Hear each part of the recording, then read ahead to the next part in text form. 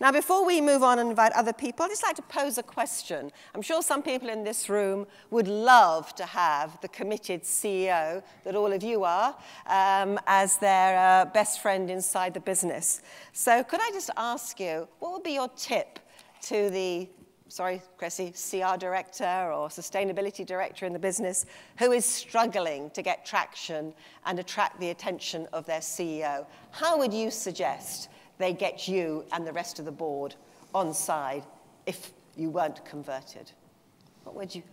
How can they make you support where organizational change on this agenda?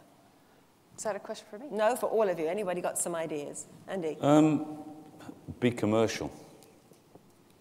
I think that the success of the environmental agenda in business has to have a strong commercial strength to it as well. And I think that doesn't mean to say it has to have a payback straight away, but I think there has to be clarity in terms of the impact it has to business performance.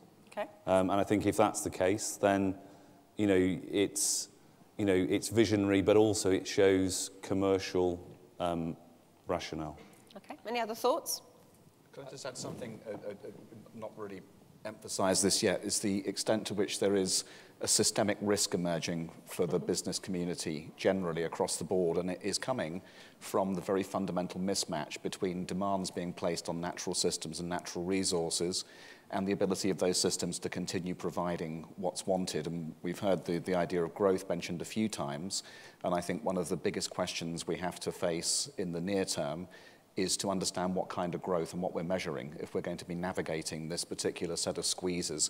Stephen mentioned this earlier, the natural resource base is diminishing, we know that. Okay. Water, fossil fuels, soil, ecosystem services, all these things are becoming shorter in their supply, and I think one way in which to elevate this out of the CSR box onto the level of the CEO is to talk about the systemic risk which is there, and I know that some companies are beginning to think like this, and one of the programs we've had at Cambridge University, it's been striking to me, talking to a group of companies about what they want to say to the Rio Plus 20 summit, is that they actually want to talk about the risk environment that they're entering and how we need a partnership between policymakers and business to start managing that risk before it becomes very real. And I think that's one way to move this up. It's not about ethics anymore.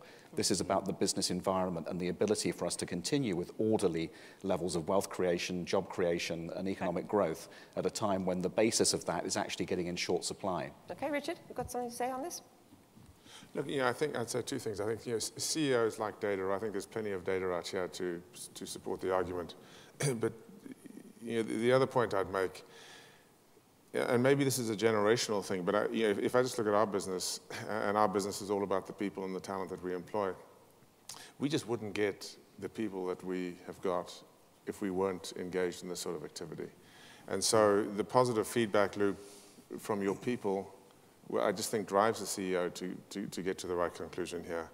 And that's saying nothing about the positive feedback loop that you get inside the community and from the bigger companies we serve. Our people, if we're recruiting the best students, graduates out of universities in this country and around the world right now, one of the first questions they ask, how are we engaged in this space more broadly, and much more broadly than some CSR program on this. How is this actually embedded in everything that we do? Okay, right, ladies and gentlemen, 3 tips to get your board on board, because I know sometimes some people in the room find it hard to get board level or CEO particular attention, and to be able to drive this gender and get it embedded inside the business.